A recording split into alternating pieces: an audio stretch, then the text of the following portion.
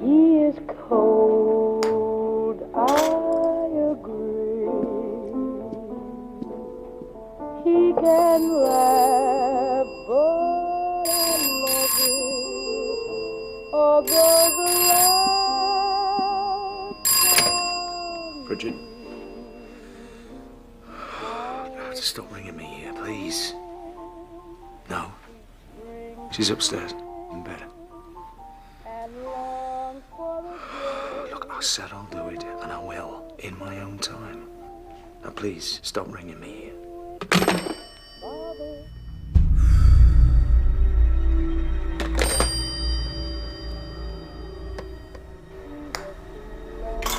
I know it, but a fool can't have his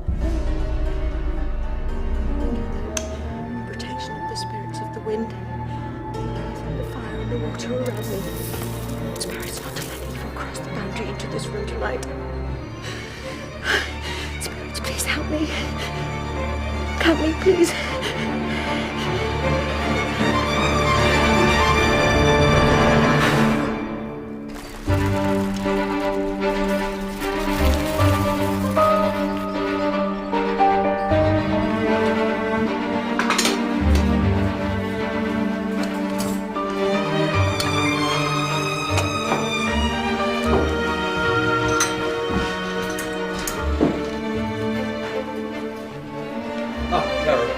Tell Hester I'll take breakfast in the study this morning, please. Yes, sir.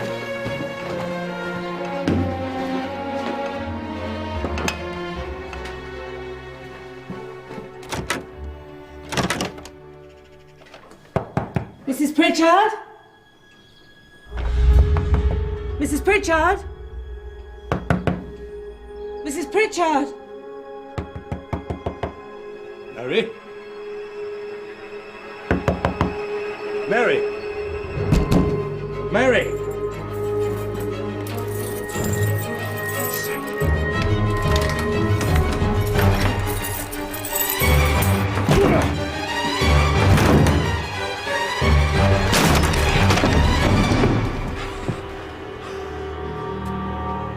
Oh, no.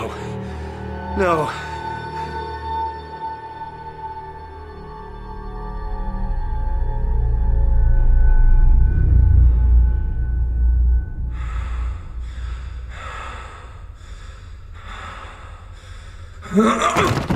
George? George?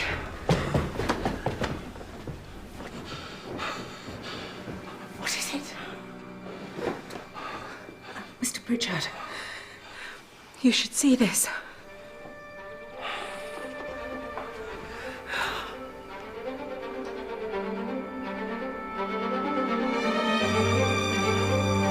Look at the geraniums.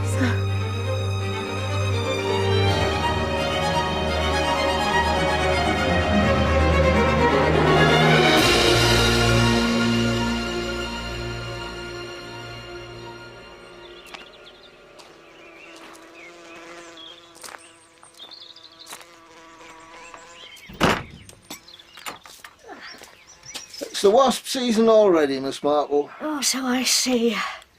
Hope you're killing them humanely, John.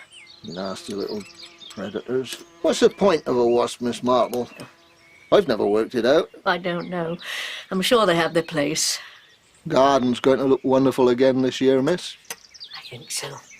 Especially if we can get rid of these blighters.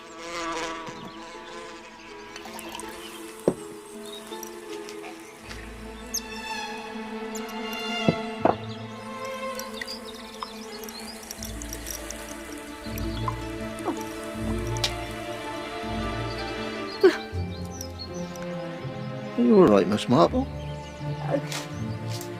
Yes.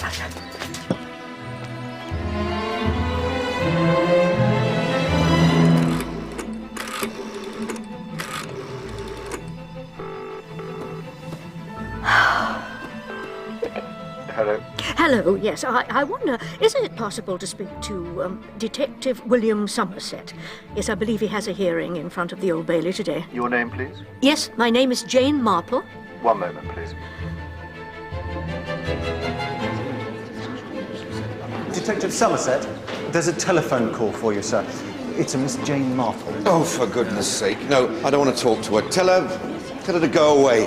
I've got a murderer to hang. Only put it more politely than that. He won't come to the phone. Perhaps you could call back later, madam. Goodbye. Oh, Jane. Jane.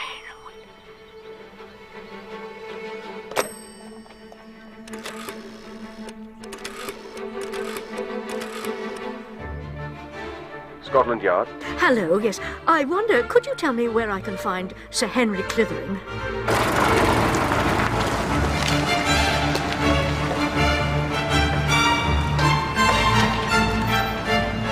I'm terribly sorry, but as I've explained to you, this is a gentleman's club. Yes, I know, but I have travelled some distance already today, and I need to see Sir Henry Clithering on a matter of some urgency. Jane! Oh, what is it? Well, it's this, Sir Henry, excuse me. They're going to hang the wrong person for murder. Thank you so much. I think you'd better come through. But, Sir Henry, ladies are not allowed beyond the desk, sir. I'm a trustee. Make an exception. Excuse me. Thank you.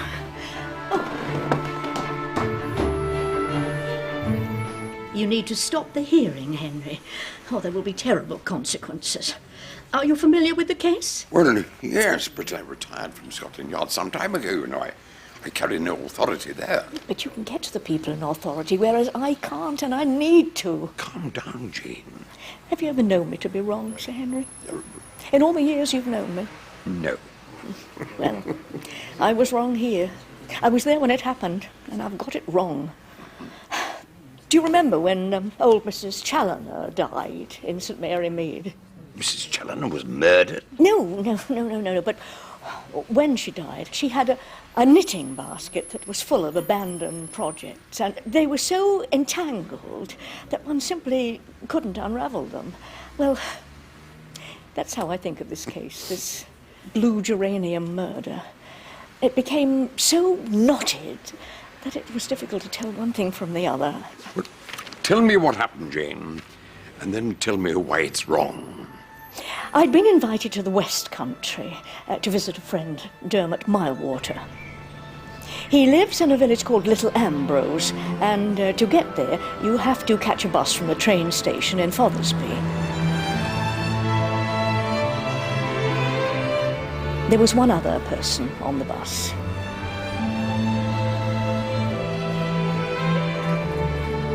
And he was in a mood to talk. I love nature, don't you? I love the bareness of the trees and the clouds. Yes, I do. My heart leaps up when I behold a rainbow in the sky. Wordsworth. Yes. And I don't mind saying that I've been through a tunnel, Mrs. Miss Marple. Eddie Seward, or just Ed, or Eddie. Eddie. As I came through this tunnel, I saw a crocus. Saw it out the window, an early white crocus. And it was beautiful, it was terrifically beautiful. And I thought, I've never really seen nature as being beautiful before, and I should have done. I should have done. And then my heart leaped up, like in the Wordsworth. It jumped.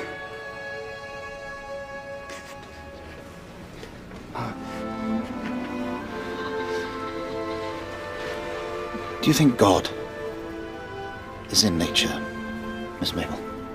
I think he is. I think he shows us how terrifically beautiful the world could really be.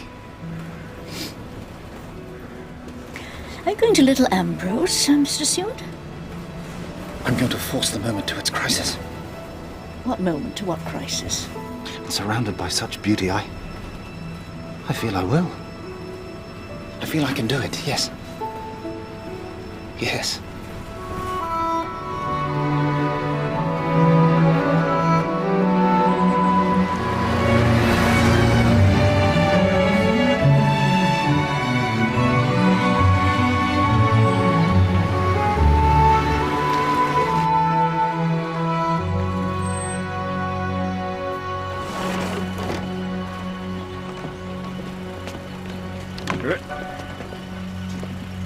Madam. Jane! Oh, I'm sorry I'm late. No, no, dear, not. But I come bearing gifts. Oh, yeah, beautiful, thank you. Well, it's been too long, Jane. Yes, yes, it has. Excuse me. Mr. Seward, do you know where you're going? Yes. Thank you. It's a beautiful village.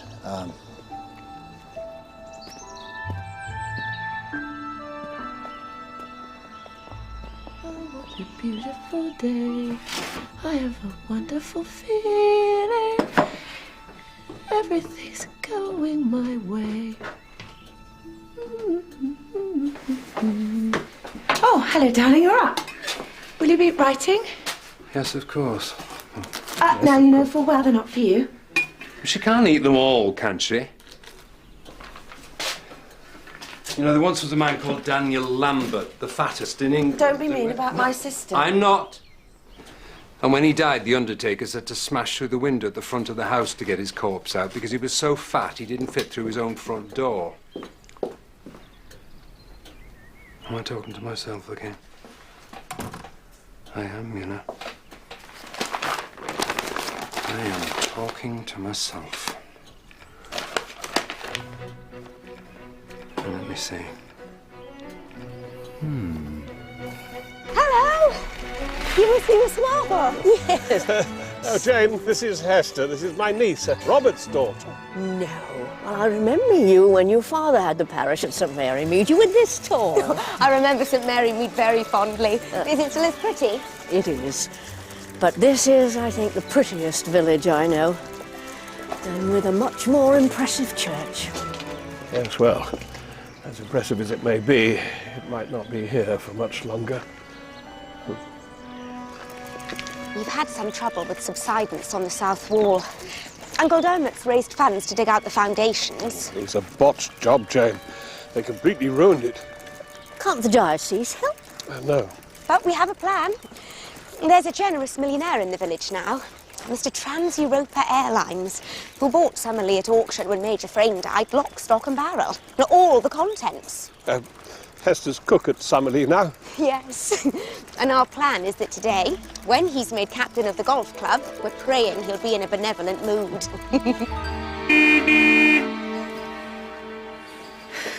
Where is she for? George, she said you can honk the horn all you like, but it's giving her a migraine. Well, I've only honked it twice. And anyway, she's decided she's not going to come. Why not? Here, let me help you on your bike. No. Thank you, George.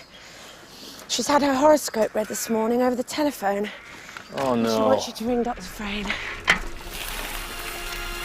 Things are going to fall apart today. That's what he said. It's a black day. The moon is in Mars or something. He said there were omens. Omens, George. Pass me the chocolates. Where are they? He said I should stay inside or bad things will happen to me. Not these, the truffles, you useless woman. And we should all stay here. No golf. Stay here in this sanctuary with me. Except you. You can go wherever you like, Nurse Copling. You're annoying today. I hope bad things happen to you. Darling, you said you were looking forward to going to the golf club. You were going to wear your new dress, which everyone was going to admire. Darling, they're expecting you. Yes. They're expecting me to lie dying on the floor so they can stand around laughing at me whilst I lie dying.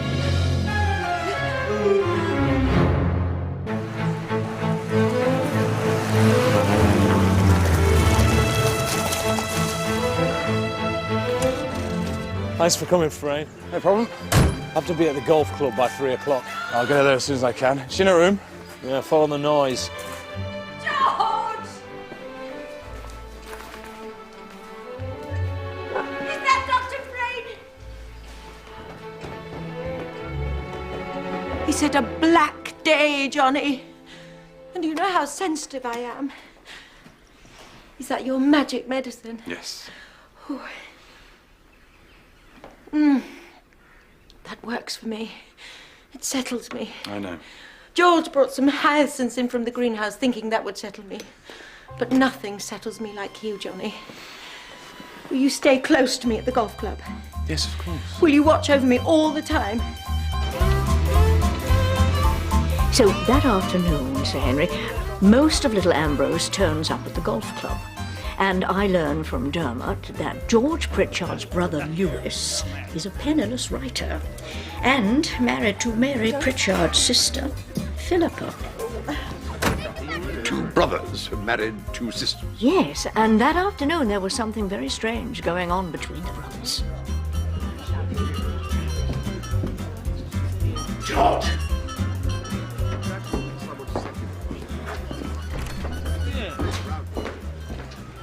What happened to your nose? You need to give me 20 quid. I upheld your 20 quid, I haven't got it. What, he did that to you? Yeah, when I was walking here, he draws up in that car. He says things will get a lot worse if I don't pay up.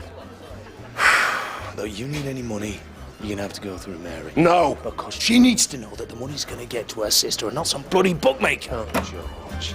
George. Are you really that much under a thumb? I know you like carrying a big wad around more than most people learn in a month. I know you can pay this.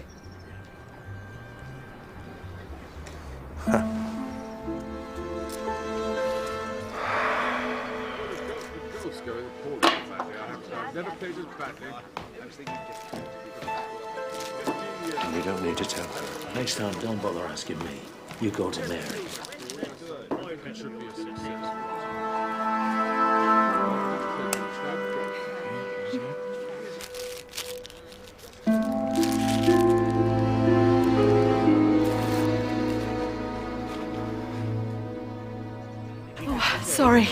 Sorry I'm late.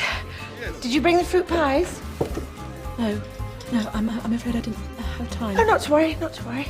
Just hope we've got enough to go around. Hazel's an artist, Miss Marple. We have to allow her a little dreaminess.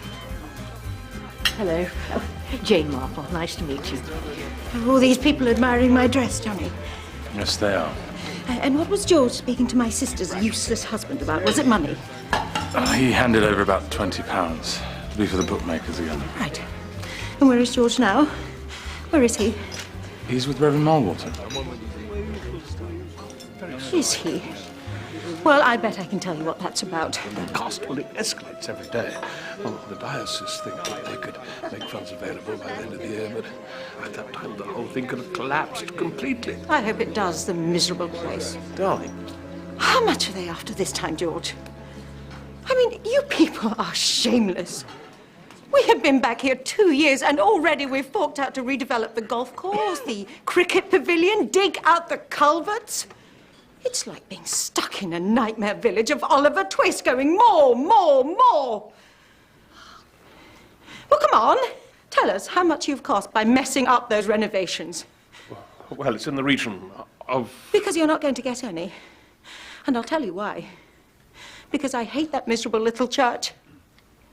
I hate the way it denies the true old patterns of the world, the horoscopes and the auras and all of the true things. I hate the way it bores people to death every Sunday through this little failure of a preacher. Oh, ask everyone here. They all think you're boring. They all think you're a waste of space. So no money.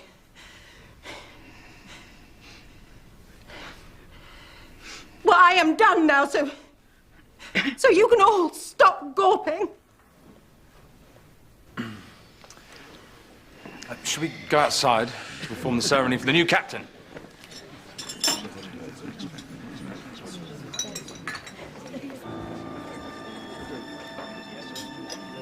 Just ignore her, Reverend. She's an awful woman.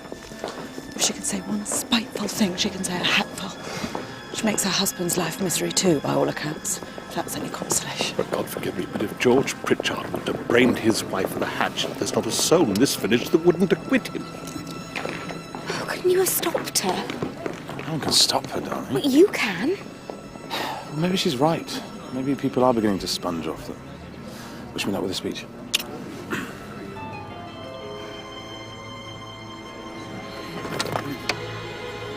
Ladies and gentlemen, Since George Pritchard came to Little Ambrose and bought Summerley from my late father, we've a lot to thank him for. The cricket pavilion, work on the back nine, and many other small projects that have improved our community are down to George's generosity.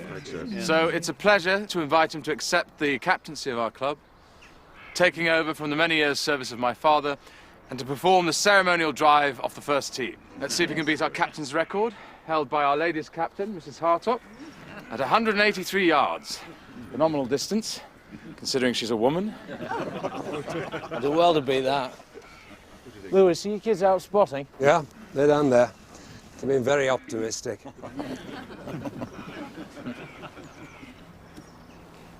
Were you worried, Mrs. Hartop? No, you're not worried, are you, love?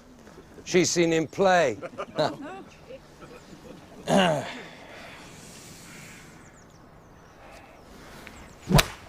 Oh!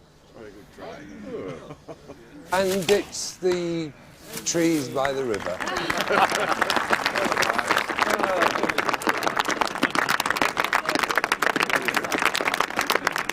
Do we get a second go? No. You know, my kids will never find that, George. They've been there for years, come out looking like Rip Van Bloody Winkle.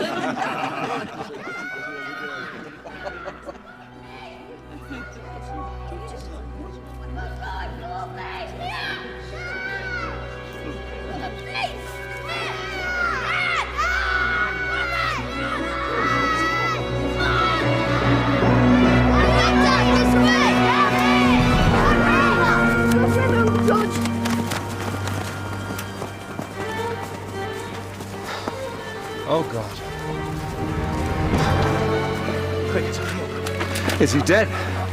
Come here. Come here, Michael. Turn him on.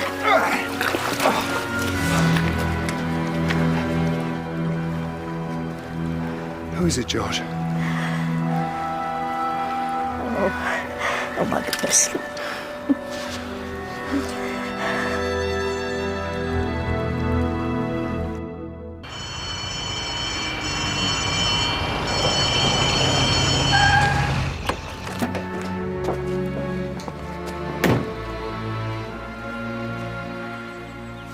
Brute force.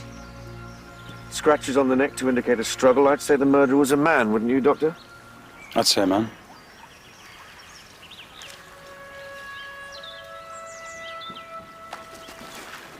Is he local? No. Dead maybe an hour, a bit longer. Killed upstream, dumped in the river. No jacket, nothing in his pockets, nothing to immediately identify him anyway. Oh, we have a name, Detective Somerset. We know who he is. And did Eddie Seward say where he'd come from? I presumed London. His coat was Savile Row, and to be on the 10:25 bus from Fothersby meant he'd most likely arrived on the 8:05 from Paddington. Right. And it was an impulsive visit, Detective Somerset. I believe he'd only decided to make the journey that morning. He told you that, did he? No, he had no travel bag. And did he say why he was headed to Little Ambrose? Yes, he said he was here to force the moment to its crisis. Oh, well, that could mean anything. No, it's from a poem about a man called Prufrock, who was trying to summon up the courage to ask a woman to marry him. Is it? Now, Inspector, I couldn't help noticing when I saw the body that the bottom half of the tie that killed him was missing. Well, you had a good look, did you? Well, you can learn so much if you're lucky enough to see the body. Can I just ask if the other part of his tie was found on or near him? Well, that's a police concern, Miss Marple. Yes. Inspector, it seems you've just had a phone call from a certain lady who would like to see you rather urgently. And the scratches on his neck, I wonder, were they made by the dead man or by a possible assailant? Again, Miss Marple, that's a matter that should only concern the police. And what's the name of this certain lady? Mary Pritchard. I suggest you wear a helmet. This was death foretold. No one took me seriously, and it's about time you all started. I don't want those pills. I want your magic, Dr. Frayne. You know I can't take pills without mayonnaise. Mrs. Pritchard, I was told you had something urgent to tell me. That's what she said. I'm being burgled. You are not being burgled. Jewellery goes missing from this room. Yes, it does. My emerald ring, for one. That diamond brooch. Snuff boxes from the hall table spirited away. Now you're in the village, Inspector. You can take me seriously and put all your efforts into this crime as well. Mrs. Pritchard, I have a capital crime here. Now, I was told you had something urgent to say about the murder of Eddie Seward. That was Eddie Seward? Yes, did you know him? Oh, I knew him. You did too, didn't you, George? Just before I left the yard, we investigated an Edward Seward, because his wife went missing. That's right. And that's what Detective Somerset found out after a quick phone call. He was a member here, you know. Rich as Croesus he was. Inherited a mining fortune, never did a day's work in his life. Yes, I believe we would have been in the same society events as Eddie Seward, but we weren't friends. I wouldn't have recognized him. Business associates? No. Would you like a drink, Inspector? Or are you all right with tea? No, thanks. Tea's fine. Of course. So, from what I can gather, he would finance ventures, some of them nefarious. Yes, well, I steer clear of financiers like that. Tea, Mr. Pritchard? Yes, thank you, Hester. No, thanks. I set up the airline with contacts I had in the Air Force. Good. Oh, where were you between 11:30 and the events at the golf course this afternoon? I was here. Thank you.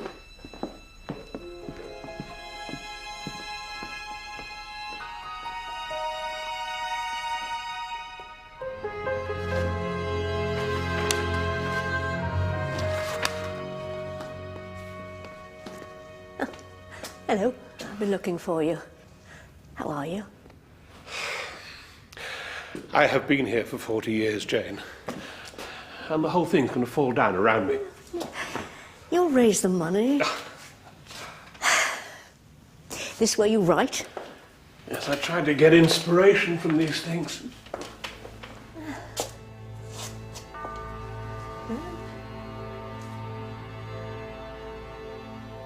Oh, 7 deadly sins.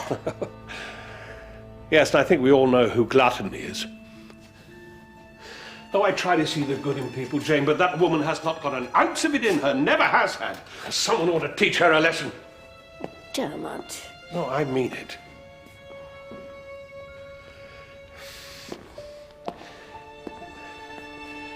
She grew up in this village. Did you know that? No. Oh, she's very pretty. And George Pritchard was her sister's fiancé. They met when they were in the RAF during the war. And Philippa was so in love with him. I've never seen anybody so in love. And Mary stole him. This is George. Hello. She broke her sister's heart. Philippa married the other brother out of desperation, I suppose. I don't know. And Mary's been such a terrible wife to George. She makes him live here so that she can play the lady of the manor when he needs to be in London. She bullies him. She bullies everyone. I think Eddie Seward deserved to die. That's a terrible thing to say. We knew him in London, Philippa. He was a piece of work. Drunk and violent. How do you know that?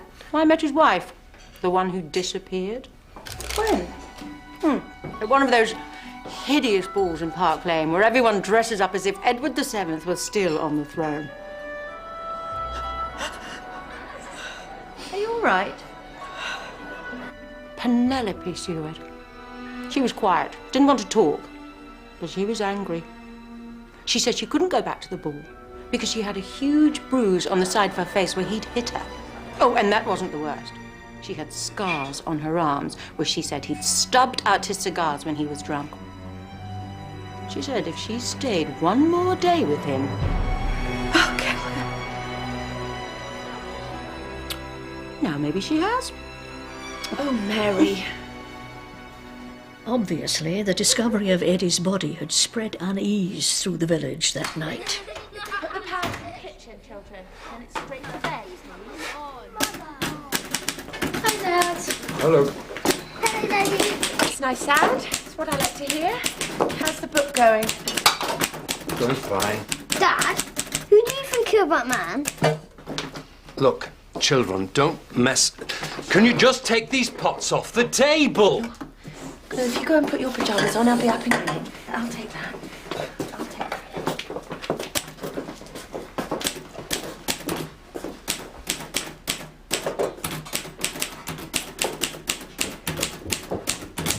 This body down the club will make a good story. Yeah, pot boiler. Well, sometimes pots need to boil, don't they? Otherwise, no one eats. What does that mean? I've put this week's groceries on the tab again. That's 4 weeks we owe now. Can you talk to your brother, Lewis? I'm sure he could help us out if we asked. Everything's gonna be fine.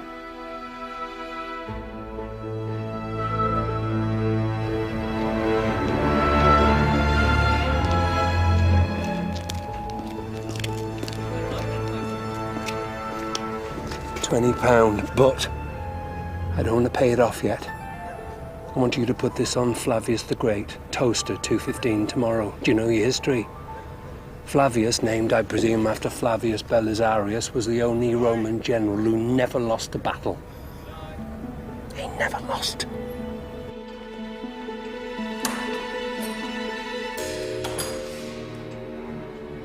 Hello. I thought you'd gone, darling. Well, Mary asked me if I'd hang around in case she had a relapse. Relapse of what? Actually, I was waiting for you. Shall I go for a drink? Yes, a drink would be nice after today. Good. 34, blonde. Can I have a photograph sent? Because I think she might be here. I'll look it up. Either that or Eddie Seward came to see George Pritchard, which Pritchard denies. Eddie Seward, George Pritchard. This could be a high-profile case, Bill. Yeah, I'm aware of that. If I can wrap this up quickly, it could be my ticket back to London. Then all that stuff will be forgotten. Hang on one moment. Yes, dear. Well, something I forgot to say, Inspector. Eddie Seward was a drunk, that much was obvious. But from his behaviour on the bus this morning, I don't think he'd been drinking today. Well, interesting, but could you walk away now, because I'm on confidential police business here. Can I just ask, if I may, if you think the scratches on his neck were self-inflicted or the result of a fight? My friend Sir Henry Clithering, you see, says you can always tell if it's self-inflicted by looking under the fingernails. You know Sir Henry Clithering? Scotland Yard? Eddie Seward was a drunk, wasn't he? He disappeared from a drying out clinic at about 5 o'clock yesterday afternoon. Yeah, as I thought. And I think his wife must be down here somewhere, don't you? Yes. Yes. Well, if you need any help, Inspector, do let me know. Who on earth was that? You don't want to know. But I'll bet George Pritchard knows more about Eddie Seward than he's letting on.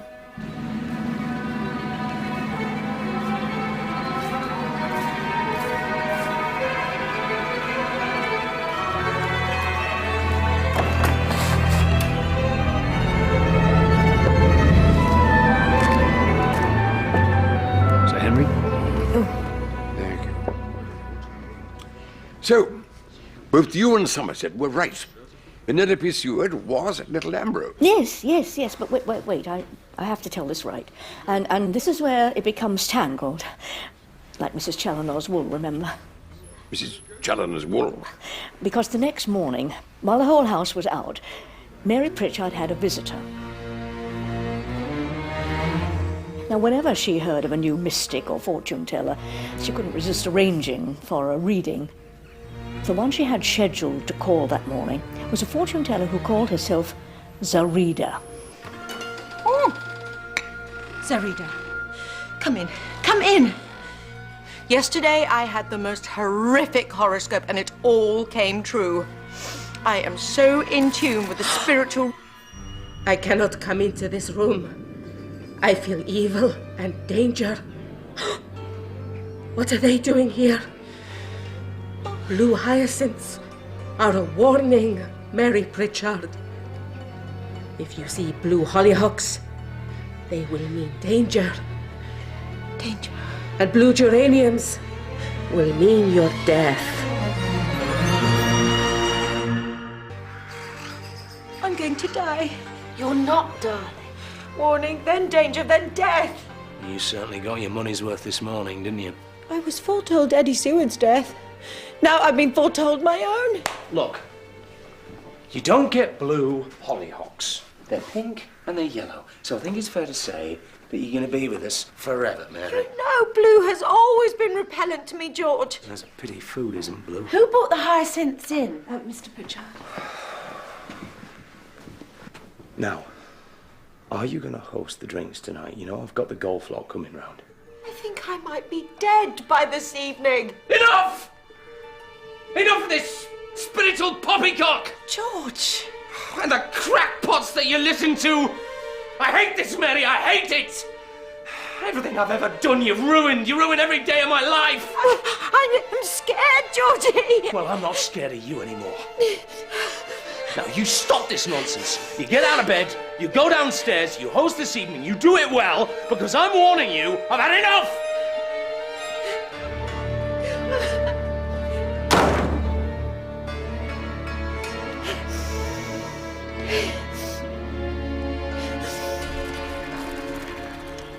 Do you see there, Jane, that great big crack?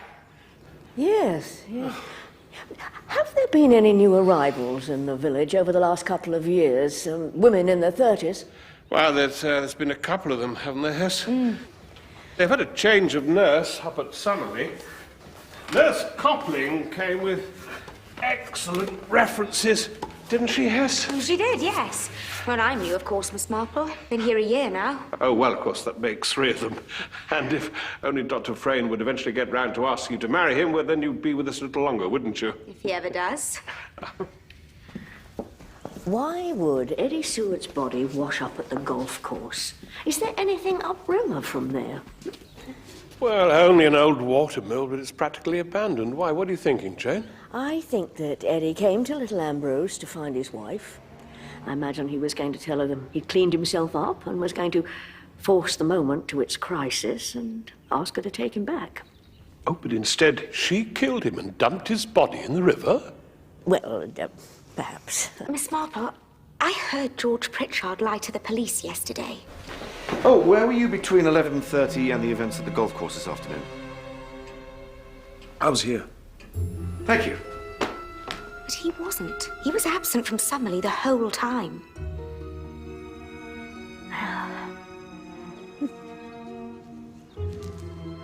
Who was the third woman who arrived? Hazel Instone. She's lovely. And what do you know about her? I came to Little Ambrose, I'd say, 18 months ago. For the peace and quiet. And before that? I lived in Alexandria. I love the antiquities. And it had always been a dream of mine to paint in Egypt. Oh, how long did you live there? Oh, a number of years. My sister's married to the British consul. I'm afraid I never knew this Mr. Seward, Inspector, so I can't really help you. Of course. And before Egypt? London. May I ask, is it possible to make a living doing this? A small one, yes. There's a gallery in Chelsea which takes the occasional work. But it's a vacation rather than a profession for me, detective. Oh. Oh. Ah. Now. How much would he fetch? Oh, no, he's not going anywhere. That's just a sketch for a commission from the golf club. When I paint it up, they're going to hang George in the clubhouse. In a manner of speaking. Sorry. Is she coming down, Caroline? No, Mrs. Pritchard. Hazel, will you perform hostess duties for George tonight? No, you, please. So what puzzles me is this. Fortune tellers usually out for what they can get. And from what I can see, they just say what Mrs. Pritchard wants to hear.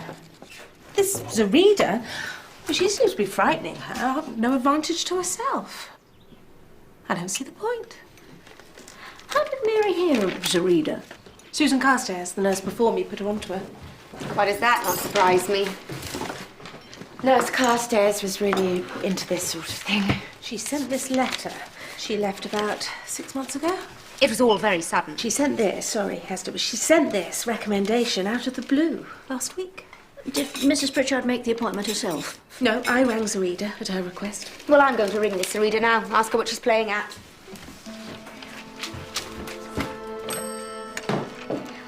does Carstairs leave so suddenly? We have a steady flow of staff here, I'm afraid. My sister isn't the easiest person to work for. Is she not in? The number's discontinued. Gonna catch you. No running indoors, Peter, please. Boys? Ah, Jonathan, welcome. Come through. I'm afraid my wife's nerves have got the better of her this evening. She won't be joining us. What a pity. Hazel. Evening. Excuse me.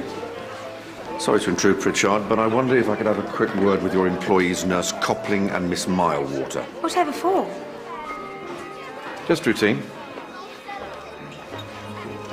You can use my study. Thank you.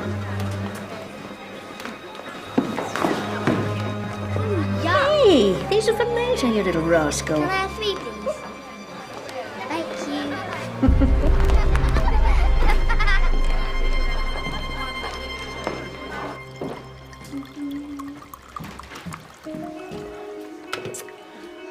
Mrs. Pritchard, I took a bottle of Dr. Frayn's magic medicine from your sister's bedroom. Whatever for, Caroline? You should taste it.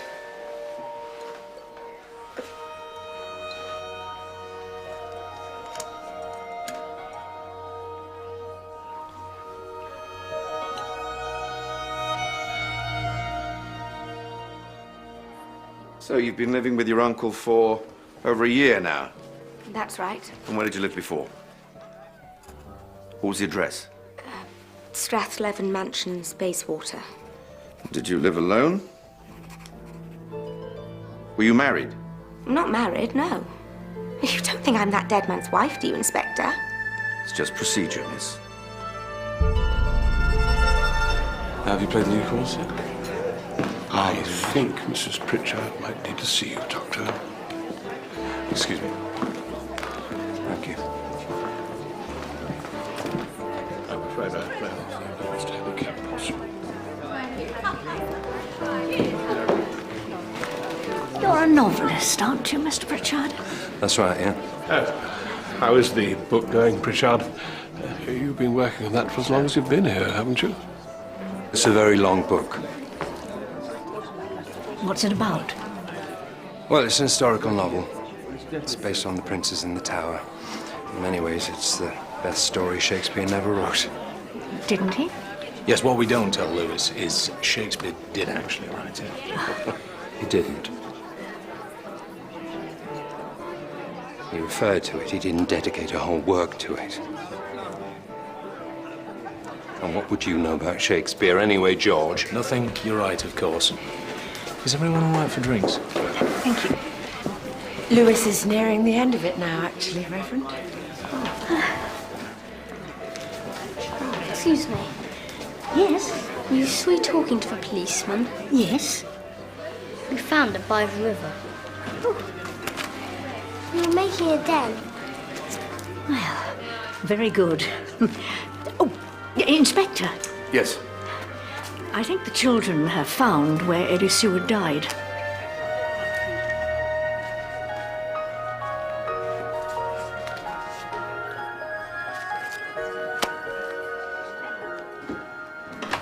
Mrs. Pritchard's asked if it's Dr. Frey, if it's possible to have a tray of food sent up. what is the meaning of this, Jonathan? You have the medicine. You're looking for that. Why is it filled with water?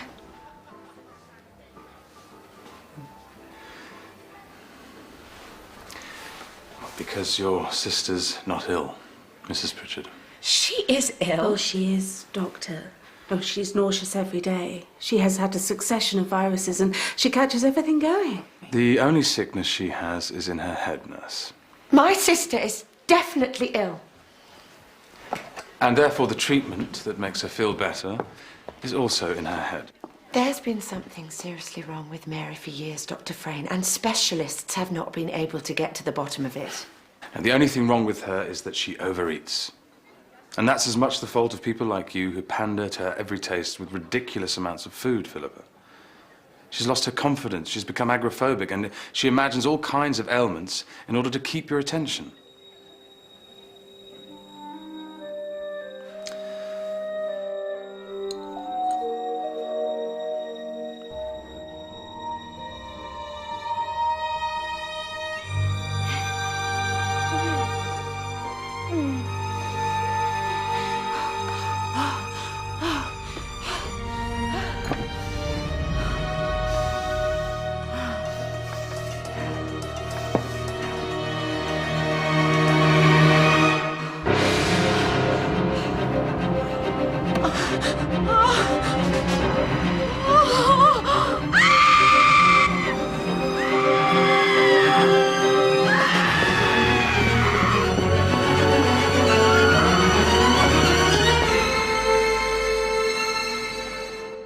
George, the hollyhock! It's blue, look! But that's impossible. The hollyhock on the wallpaper turned blue. Well, that's what Mary said. By the time they'd calmed her down and got some sense out of her, the hollyhock was pink. Which particular hollyhock are we talking about? No, it was blue. I saw it turning blue. I am in danger. Just calm down. Oh. Come on.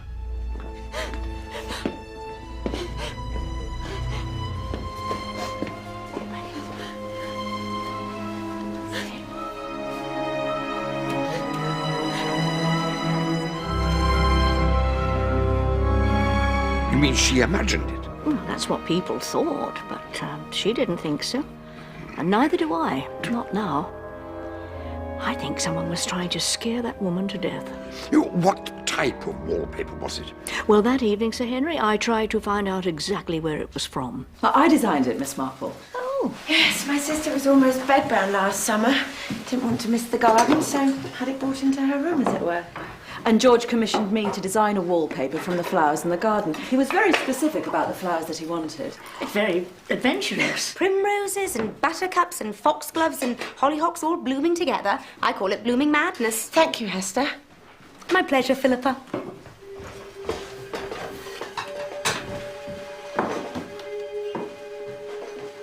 This is Susan Carstairs putting the frighteners on Her Majesty upstairs. I don't know how, but I'm sure of it. Huh, what? The previous nurse? What makes you say that? Because, and I didn't want to say this in front of Philippa, because, well, I think she still holds a candle for George Pritchard. Don't you, Caro? I do. But Nurse Carstairs definitely left Summerlee under a cloud.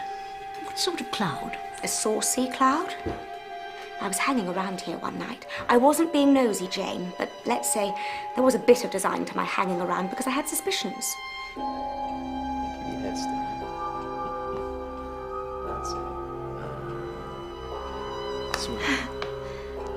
Again. Again.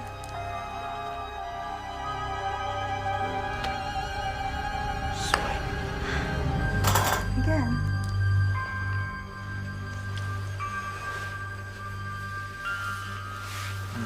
She left soon afterwards, overnight. I think she saw George as a main chance. Saw herself as the second Mrs. Pritchard, and when George realised that, he got rid of her. Did Mary know of the affair? I don't know. But I reckon Susan Carstairs herself was the reader, and scaring the wits out of George's wife is her way of getting revenge.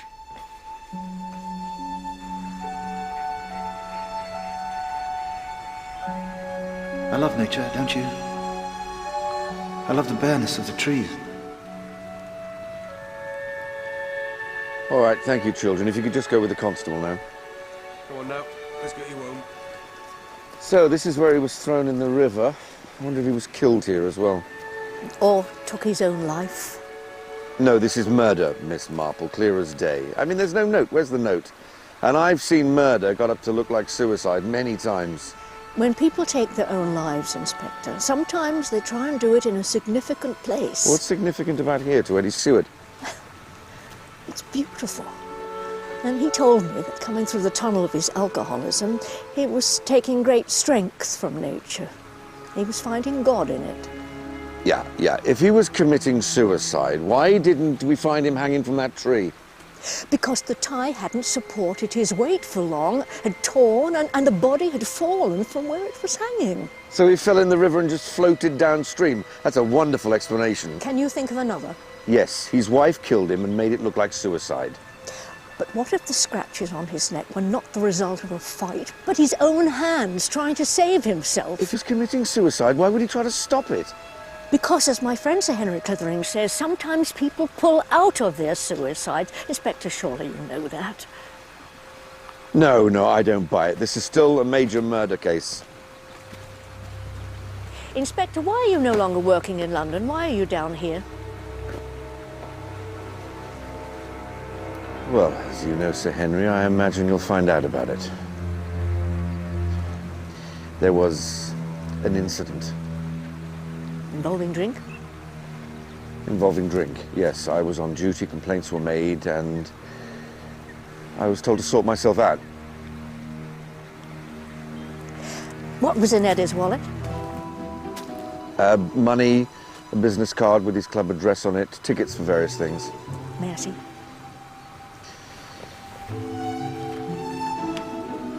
I'm going to go to London, try to trace his movements between the time that he checked out of the drying out clinic and the time he came here.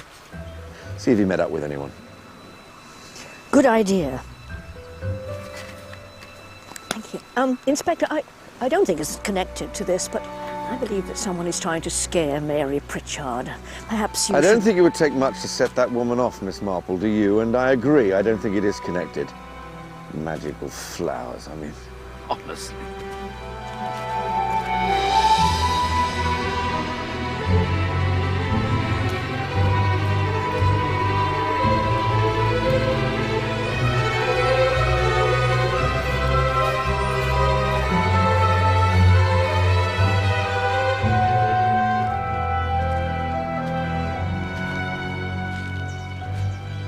Hello.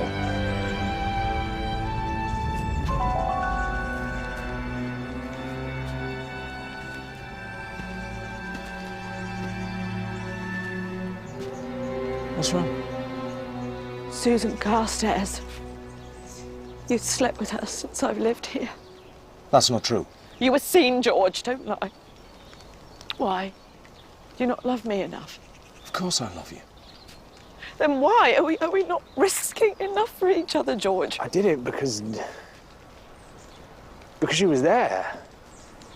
She was there and you're not. Not like that. I want to be with you. But you won't let me. We talk and talk in circles about how much we want to be together, but you never show that you really want me. It's always meeting like this.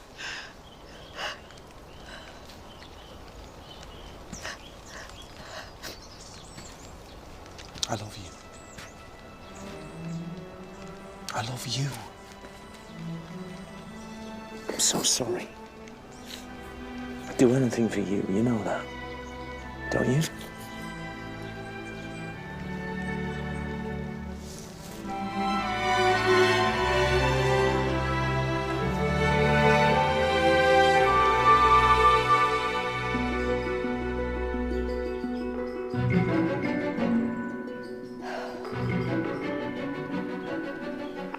Hello?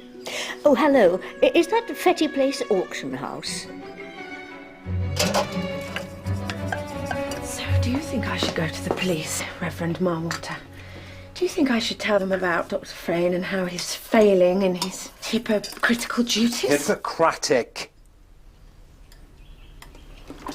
I think it's theft, Miss Marple, don't you? Charging them all this money for nothing but water. I'm so stupid, Philippa. It's Hippocratic after Hippocrates, the Greek physician. Not hypocritic. After everyone in this village. He won't be the first doctor to prescribe a placebo for a patient. And your sister feels better after the treatment, doesn't she, Philippa? It's just deceitful. When I was in the Air Force... Oh, here we go. Back when you were in the Air Force, when you met George. When you fell in love with him.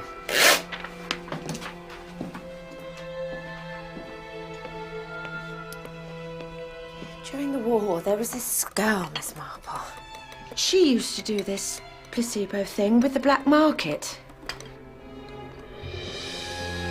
She'd water down perfumes and whiskey and things. Pass off poor quality nylons for top brands. We used to call her the Wasp. She'd get stung if you went near her. She had this obsession with money, this voracious greed for it, and I think Dr. Frayne is the same, and I think he should be drummed out of the medical profession like the wasp was drummed out of the services. Now, that looks good. Oh, it is, and it's not for you. So cheer Mary up.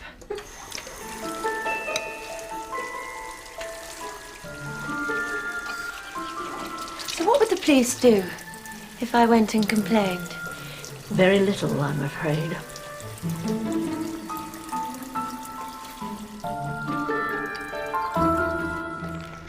During the drinks yesterday, did you go upstairs and talk to Mary? Well, you see everything, Jane, don't you? Well, I thought if I might speak to her alone, use what remains of the Milewater charm, I could bring her round to giving us some money. And? Lewis got there before me.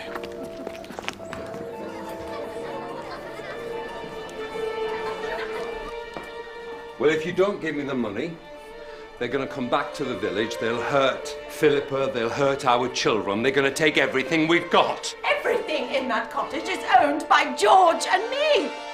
You haven't owned a penny in your life. Oh, the only way you'd be worth anything is if George and I die. You know, Mary, You are an evil bitch!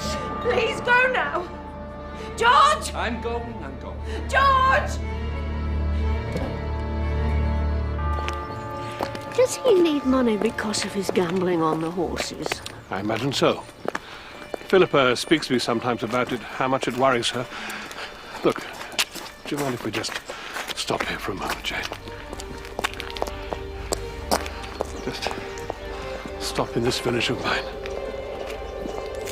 Dermot? I walk here every day. Look, I have some work to do for Sunday. I really must work. Maybe you don't see everything, Jane. That evening, Sir Henry, as I stood in the centre of that quiet, pleasant English village, I thought of all the tensions that lay in the foundations of the lives that lived there. 100 times. They'll be back in the morning demanding money, and we will get the money. We haven't got the money. We will get the money. Where? I promise. And I thought of the one woman who was going to sleep that night in genuine fear of her life. Help me. The protection of the spirits of the wind and the... But little did I realise how right she was to be scared.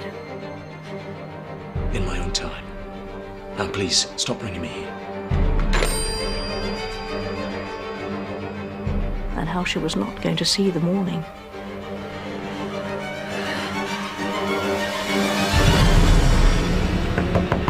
Mary! Mary!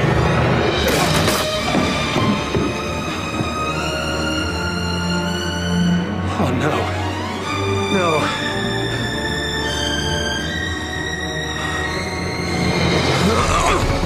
George? What is it?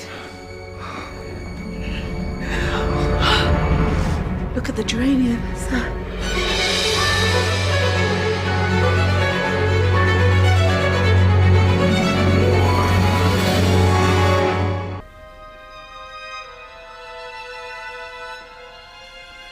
Well, at first sight, it's shock, syncope, which has caused the blood vessels in the nose to have hemorrhaged. You say one of the flowers on the wallpaper has turned blue? Well, it had. It's pink again now. I don't know, I don't think it was. Oh, this is madness. We don't know what we saw. Well, you've got to get that detective to investigate the fortune teller and Nurse Carstairs, Mr. Pritchard. There's something terribly wrong about the way she frightened your wife. Yes, thank you, Carol. Can you leave us alone, please? Well, there had now been 2 suspicious deaths within 36 hours, you see. As news of Mary's death raced through the village, people found themselves asking terrible questions.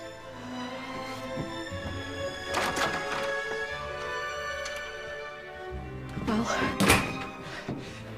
is it true? Is she dead?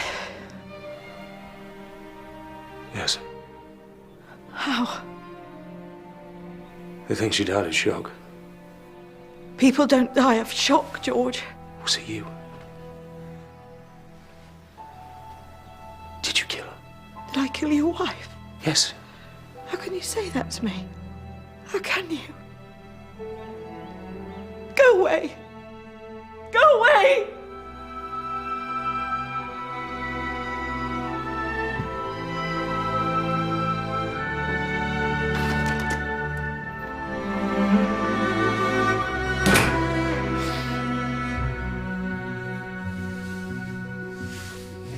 It was definitely blue, Jane, despite what George has said. But how? It's not damaged or anything, it's just wallpaper.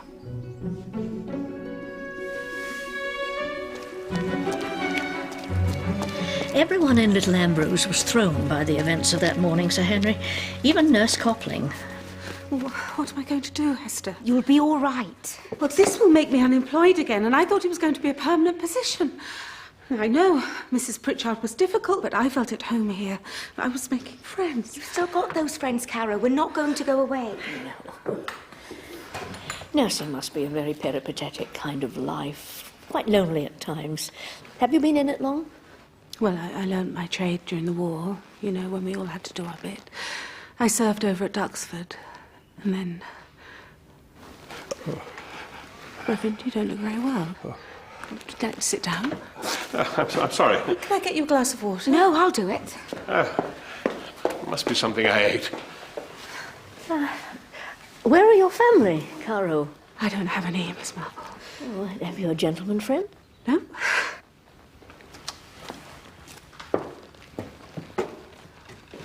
Mr. Pritchard tried the same thing with me as he did with Nurse Carstairs and Miss Marple. He tried to teach me a golf swing, but I wouldn't do it. I wouldn't do what he wanted. Yeah. If you ask me, I think he's still in touch with Susan Carstairs. I heard them talking on the telephone once. I think George Pritchard's a bad man. The way he carries on, I think he must be.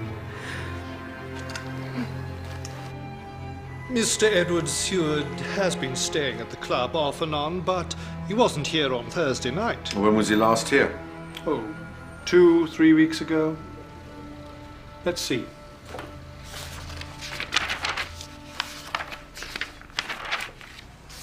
Whoa. Go back. What's that name?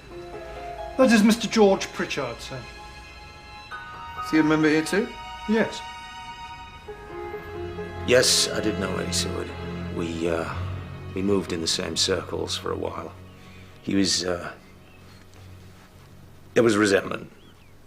I was seen as new money, whereas him and his ilk were blue blood and made sure you knew it. Why didn't you tell me you knew him before? Because he turned up dead on my doorstep and I didn't want to be dragged into it. Look, I was never close to him. I didn't like him. He was a hopeless alcoholic and a thug around women. This man that you weren't close to lent you £500,000 3 years ago for your airline to develop haulage routes into Italy and Greece, a venture that was not successful. Yes, but I paid Eddie Seward back. Every farthing. You'll find that detail in your documents as well, Inspector. Where were you the morning Eddie Seward came to Little Ambrose, George? At Summerley, like I told you. Your housekeeper, Hester Marlwater, says that's another lie. I've had enough of this. Sit down, sir. Look, am I under arrest? Sit down. I didn't see Eddie Seward that morning. I haven't heard from him for 2 years. I don't know why he was here or where his wife is.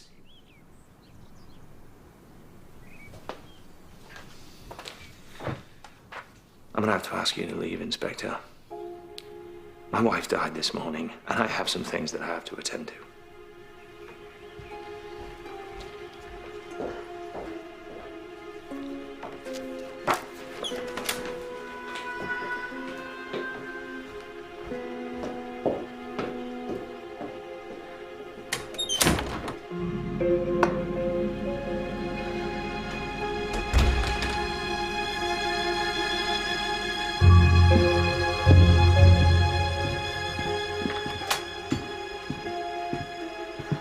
Time you arrived.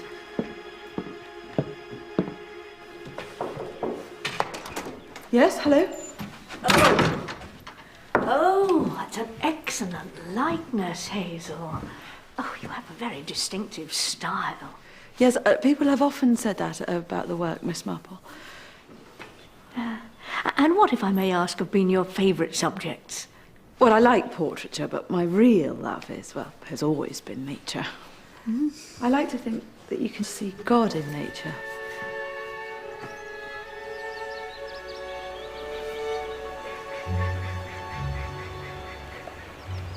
Hi, Hess. Got your message. Why didn't you just come round to the surgery? I want an explanation, Jonathan. You're the one who's been stealing from the house, aren't you? The snuff boxes, the carriage clock, jewellery. They're not jewellery. Why did you do it? Because that was my parents' stuff. Pritchard took advantage of my father when he was in a fix. He drove down the price on Summerlee. He died with nothing to his name. But it's not yours anymore, Jonathan. I want to get money to marry you, Hess. What? Well, that's why I put up with that insufferable woman for so long. She was my most lucrative patient, Hess.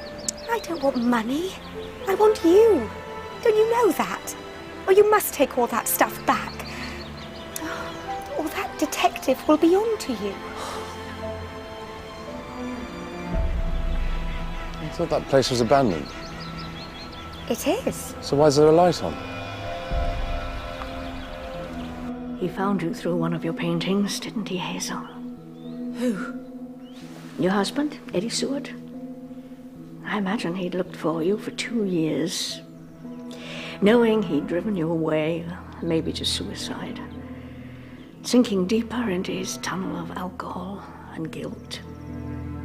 And then, quite by chance, he recognized one of your paintings at Fetty Place, the art dealers in London, lot 172. And even though you changed your name, he recognized it was your hand. Hello? Anyone there? Hello?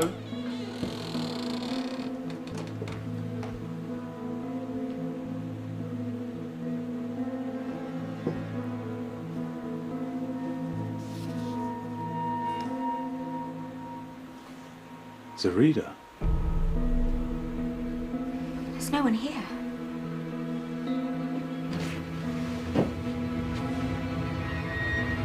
Jonathan, call the police, Hazel. If your husband found you here, it's only a matter of time before they do.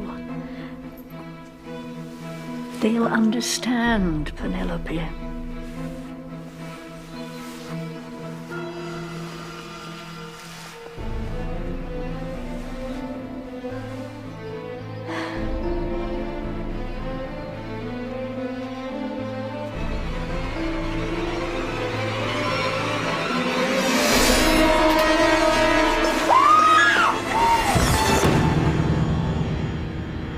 Who was it? The former nurse, Susan Carstairs. Pritchard's mistress. And 6 months pregnant, with George Pritchard's tie tight around her neck. She'd been installed in the mill house by George after he made her leave Summerlee. Detective Somerset found evidence that she had dressed up as Zarida. He found Mary's missing jewellery on her fingers, and he also found George's fingerprints all over the place. Suddenly, he had 3 suspicious deaths and 1 missing persons inquiry on his hands, all somehow tangled around George Pritchard. But how and why? I want you to keep everything you've seen to yourself. Can I rely on you both? Detective Somerset decided not to release news of Susan Carstairs' death, but to have George watched while he interviewed Hazel, who had just rung the police station and admitted she was Penelope Seward. News that was already round the village. Philippa. What? I suppose you've heard about Hazel. Oh, yes. Caroline and I were just talking about it. Caroline? Hello, Miss Marple. Oh, we think she must have had some kind of thing over my sister. Or Mrs. Pritchard recognised her as Penelope Seward. She recognised her, yes. We think she must have killed my sister somehow. I don't think think so. I don't think Hazel's a murderer. Then who's been doing this, Miss Marple? Who else could have killed these people? And on this Sunday morning, you remember in our prayers, Mary Pritchard, member of our community who died yesterday.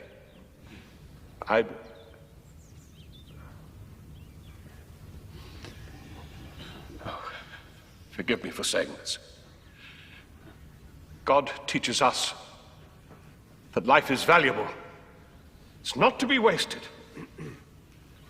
God, when he judges Mary's life, I fear will judge it to be wasted.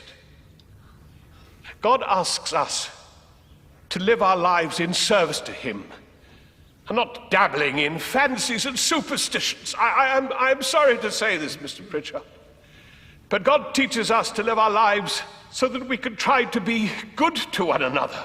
Reverend Marwater. Philippa, sit down. Human beings should not be mean and poisonous. I think she was murdered.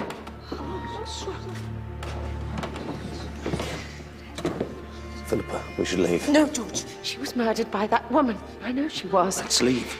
I saw her early yesterday morning coming back from Summerley. Why would Hazel want to murder Mary? Because you were having an affair with her, George. Did you think I wouldn't notice that? Did you think I wouldn't see? And she murdered her husband, too. Because the day he died, she was late at the golf club. Sorry, I'm late. Where had she been if she hadn't been killing him so she could be with you? Where had she been? I did see my husband that morning. He asked me to accept him back. Where did this take place? Well, here. He just turned up and said he'd changed. And that he loved me. And that he'd always loved me. But I told him I would never go back to him. Never go back to him. Are you in on it too, George? Because you're free to marry her now, aren't you? Is that always your plan, to let this wasp to come and live in this happy place and then let her stick? Shut up, Philippa! Before you say something you'll really regret. Did Pritchard follow your husband? No. How do you know? Were you with him the whole time? I know because George told me he didn't, and I have faith in him. Even though you didn't know he was having an affair with Susan Carstairs? I have faith in him. The pregnant Susan Carstairs, who was found strangled yesterday evening with one of George Pritchard's ties. Don't you talk to her like that. Is that the truth, Pritchard? Why, what are you going to do? Write a book? Because if you do, it'll take you 20 years. What page are you on in your current magnum opus? Every talent that you've had, every break, you've wasted it or gambled it away. Oh look, I see your friends are here. Well, at least I had the good sense to marry the decent sister, George. What did you say? You heard me! Well, that's enough, look. You spent your entire life leeching off me! I've lent you money, I've supported you, and you've resented it all! All of it! I'm so sorry. Everyone, I'm so sorry. Hey, George!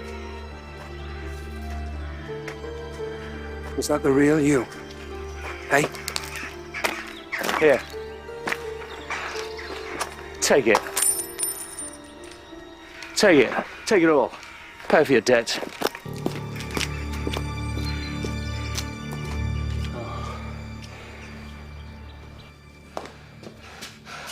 I have to speak to the police. You're in no state to speak to anyone, Dermot. It's just something that I ate. But Philippa, she's got it all wrong. What? The morning Mary was found dead, Hazel was not on her way back from Summerley. She was coming to see me. Hazel is a devout woman. She takes the vows of marriage very seriously.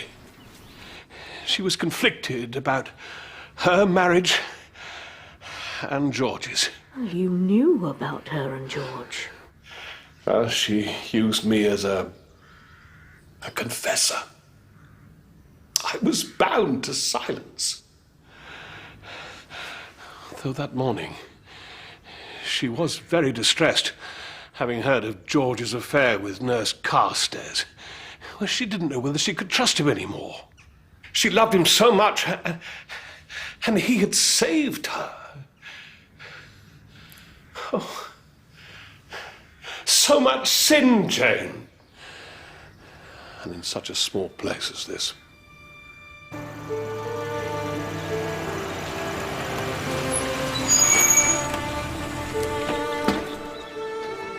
Where are you going? Found you. Are you lying again? Before the police arrive, I need to hear the truth from you, George. You painted the wallpaper. You designed it. You did some sort of trick. Did you kill Mary and Eddie? You just have to be a bit more patient, that's all. I would have come to you. I would have taken care of you. I promised I would. I'd have found the strength to leave Mary. Did you kill Susan Carstairs? What? They know she was a reader. Just tell the truth.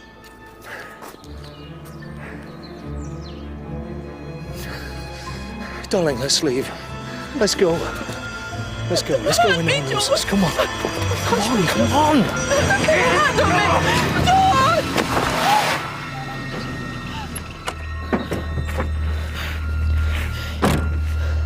He made a full confession, didn't he? Yes, that he'd killed all three. Eddie, Mary, and Susan Carstairs herself. The blackmailer who was trying to ruin him unless he made her his wife. But you weren't convinced. On the surface, of course, his confession had to be true. But the only reason for it to be false was if he were... Protecting Hazel. Yes, he was taking the fall, as they say in American books, for the one woman he really loved. George Arthur Pritchard, you were charged with the willful murders of Edward St John, Hillier Seward, Mary... But suddenly this morning, I knew I'd been wrong and that I had to stop the hearing. Because, Henry, the truth of these murders is quite extraordinary. Do you plead guilty or not guilty? Guilty. Yes, yes. Yeah, but please inform Mr. Justice Carmichael that some new evidence has just come to light, which has a strong bearing on the case he's hearing. Mrs. Challoner's knitting box? That's right, my lord. Sir Henry understood the allusion. Did he? And the strand of wool that seemed most knotted to me, that was the key to untangling all the half-knitted jumpers of Mrs. Challoner's grandchildren. Just pull your strand, Miss Marple. We're waiting. Was, if you were planning to kill someone, my lord, would you trust to scaring them to death? Wouldn't you be better making a more secure plan than that? Like poisoning them? Are you suggesting that Mary Pritchard was poisoned rather than scared to death? Undoubtedly. By her husband? No, no. George Pritchard has admitted to these crimes because he thinks he's protecting the woman he loves. Of all the 7 deadly sins, my lord, George Pritchard is, I think, vanity, the sin from which so many others arise. It's led him into foolish relationships with other women, and led, I think, to the gluttony of his wife, who, faced with a philandering husband, took to her bed in order to maintain some sort of hold over him.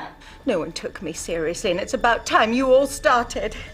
And it also led to the dreadful wrath of the woman he spurned all those years ago to go off with her prettier sister. When Reverend Milewater became ill, he said, "It was just something I ate." And he was right, wasn't he, Philippa? He'd eaten something you'd prepared for Mary. Now, that looks good. Oh, it is, and it's not for you. It's to cheer Mary up. You've been poisoning her for years, hadn't you? Sick. Day after day, dish after dish. Making life hell for the sister who ruined your dream of marrying the handsome young pilot you loved more than anyone else in the world. I didn't kill Mary, George. I just wanted to punish her. But someone had worked out what you were doing, hadn't they, Philippa? And when Mary died, they scared you into thinking you were responsible. Yes. Into making desperate accusations against George and Hazel to deflect attention away from you. Are you in on it too, George? Because you're free to marry her now, aren't you? Was that always your plan? She told me they would hang me for what I'd done. And she scared you into getting rid of all the poison you'd used. Didn't you, Caroline? Caroline and I were just talking about it. Caroline? My lord, do you know how a wasp trap is made? I do. Well, it struck me today how much cyanide of potassium crystals resembles smelling salts. What do you mean? I suggest, my lord, that Caroline Copling made Mary desperately anxious through her performance as Zoraida, the fortune teller.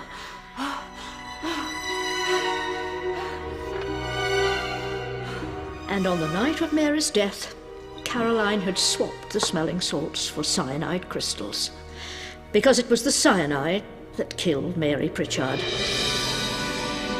On discovery of Mary's body, Caroline Copling would have had to have acted quickly in the few moments she had in the room alone. Using the smelling salts, she turned the geranium blue. She then returned them and removed the cyanide crystals. But how did the flowers turn blue? Well, my lord, smelling salts are alkaline, and I think a nurse with a bedridden patient uses litmus paper, don't they? For those little tests they do, where blue paper turns red with acid, and vice versa with alkalines. How ingenious, then, to paste red litmus paper over a red flower, near to the bed, of course, where she knew Mary would use her salts, and the strong ammonia would turn the flower blue, and then remove the litmus paper afterwards, knowing it wouldn't bear close scrutiny. Why? Why would I want to kill Mary Pritchard?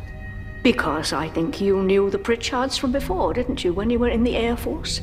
I learned my trade during the war, you know, when we all had to do our bit. I served over at Duxford. And seeing that George was now a millionaire, you thought you'd change your appearance and name and come and see how you could get a piece of it. This is nonsense. Sit down, Miss. Thank you, Henry. I thought it was odd the way Philippa used the word wasp in church. Was that always your plan? To get this wasp to come and live in this happy place and then let her stick? Shut up, Philippa! Such an odd term to use when she'd used it just one day previously to describe the girl in the Air Force who was in the black market. We used to call her the Wasp, because you get stung if you went near her. She had this obsession with money. And that wasp was you, wasn't it, Caroline?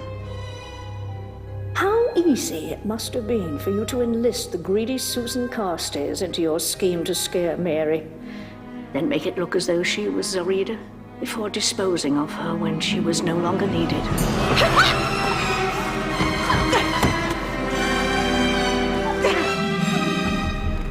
To further incriminate George Pritchard in the string of deaths. She wanted money. She said with Mary dead and George hanged, Lewis and I would inherit the lot. And she wanted half of it, otherwise she'd tell the police I'd poisoned her. That is a complete lie. You cannot deny it. You said you'd worked hard and had nothing. You deserved it. You deserved the money. Because you are envy, aren't you, Caroline?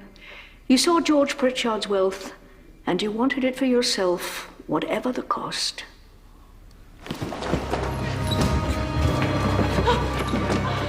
Caroline Copling, you are being arrested for the murder of Mary Pritchard. No! And Susan Carstairs. No! No! No! Anything you say will be taken down and used as evidence against you. No! No! No! No! And the murder of Eddie Seward. No, Inspector, that was always suicide. The sad end of another love that curdled into bitterness.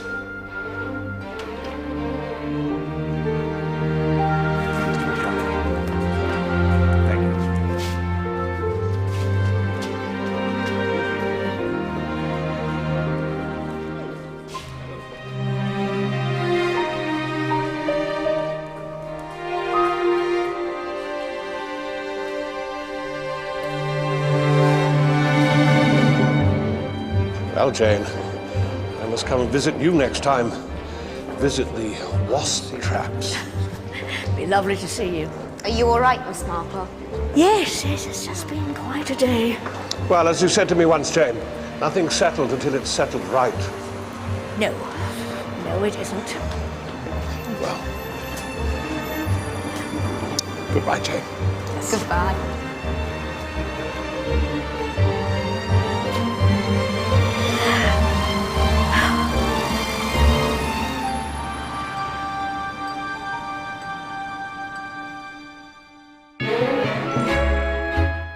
And if you've missed a recent episode of Agatha Christie's Marple or Poirot, you can watch them in full on ITV Player, available at itv.com/ITV Player.